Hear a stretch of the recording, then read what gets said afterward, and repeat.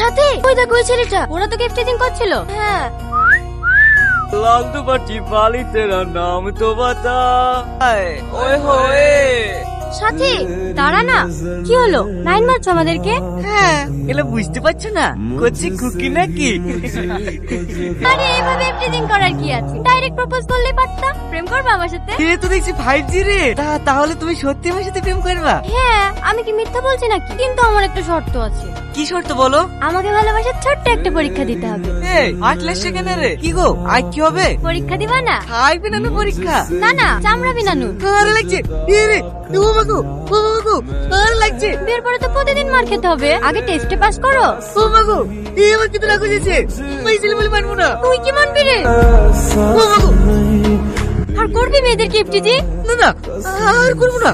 আমার নাম সাথী, আগে চটডাঙ্গায় কি খোঁজ লিস সাথী কি জিনিস, তারপর ইফটিজিং করতে আসিস।